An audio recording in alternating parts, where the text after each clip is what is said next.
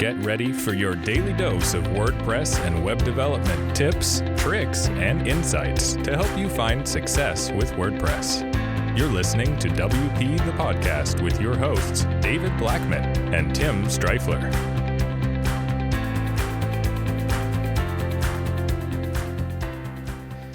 Hey everyone, welcome to another episode of WP the Podcast, brought to you by WP Gears. I'm Tim Streifler, and my co-host David Blackman is still out for the time being. He'll be back with us in a few episodes.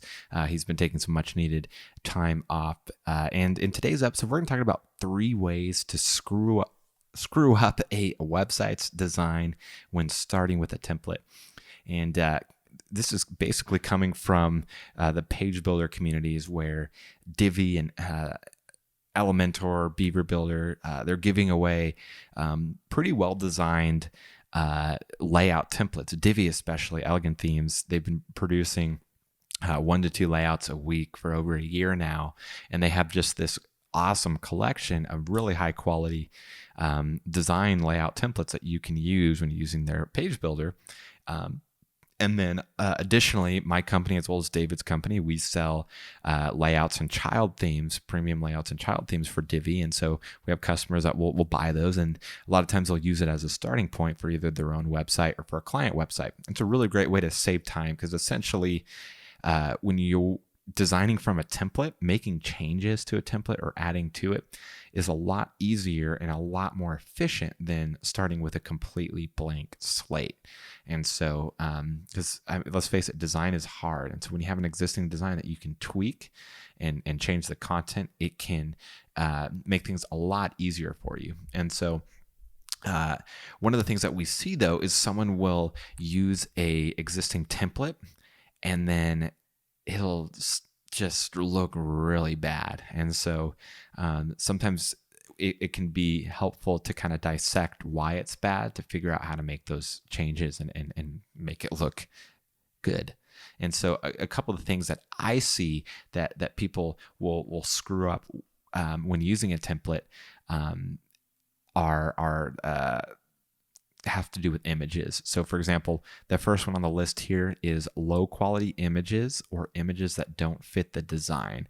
So for example, a lot of the templates will have really great looking images, whether they're custom images like Elegant Themes does. They have a full-time photographer that takes all their images, or using images from open source. Like for example, for all of my child themes and layouts, we use open source images from like Unsplash or Pexels and sites like that. And so a lot of times someone will start with a template and then they'll start swapping images with the ones from the template with their own images or their client's images. And the quality of the images can just destroy the entire design. So that's one thing. That's kind of a no-brainer. It's like, okay, if you have really high quality images in the template, you're going to need high quality images of your own in order to make it match. And so that's kind of a no-brainer. But what other people don't realize is a lot of times the images are a really big part of the design. And so if you don't have images, so when you're swapping out images, if they don't fit the design, it can really screw up the website. So for example, when I say fit, it can be literally it doesn't fit like the size. It's using a nice big full width image, and then your client's image or your image is, a different size. So it's being stretched or it just doesn't fit that aspect ratio, and it's cropping it weird. So those are kind of the obvious ones, but also the images need to fit the style and design or coloring. So a lot of people don't realize it, but when you have an image on a web page, it needs the coloring in the images need to match or blend or complement well the colors on the page, the styling, the accent colors that are being used. And so if it doesn't, it'll really just look funky. And so that's why choosing the proper images is really important. And there's tricks you can do to get around it.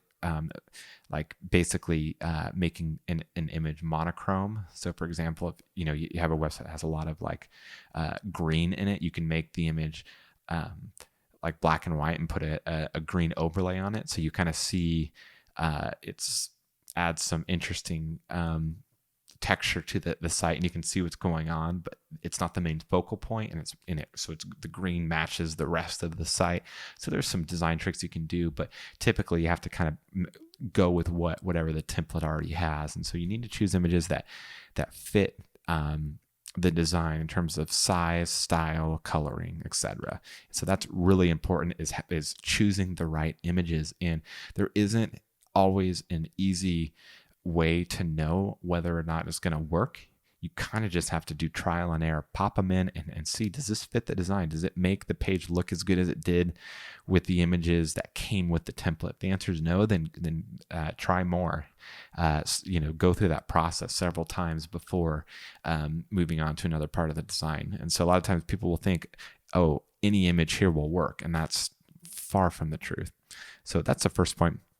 The second way that you can screw up a website's design when starting with a template has to do with the colors, choosing colors that don't match or don't go with the template's design and images. And so again, if you're using a template and it has colors and you want to change the color so it matches your branding or your client's branding, well, you need to make sure that it doesn't just totally make things look wonky and not match the existing kind of style of the template. Or you say you're keeping some of the images there that came with the template and you change the colors. You need to make sure that those colors will match the images or match the new images that you had, for example. So the third way to screw up a website's design when starting with a template is a bad logo, low quality logo, just a terrible design logo. And so a lot of times these templates will either not have a logo, or they'll have a pretty basic but like really clean kind of modern looking logo as a placeholder.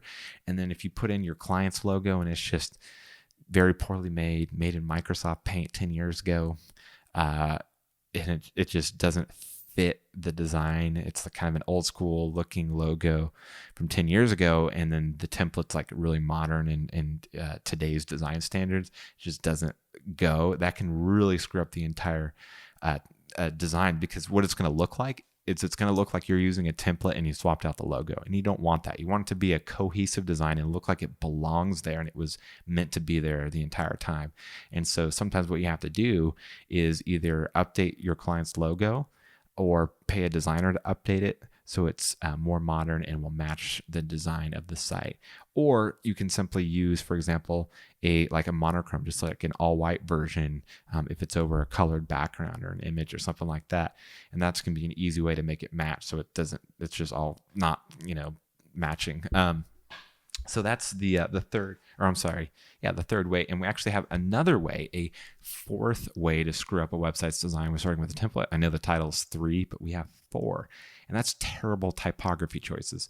So a lot of times when you're starting with a template, they'll have some really good modern font choices, typography that pair well together. Either it's just one font for the entire template, or it's a couple fonts that just work well together, and then you decide that you want to change things up and make it your own, and then all of a sudden you're changing typography and it just no longer works. And so that can be a really easy way, with just a couple of clicks, screw up your entire design by choosing the wrong typography. And so if you don't know what to choose, then don't touch it, leave it alone.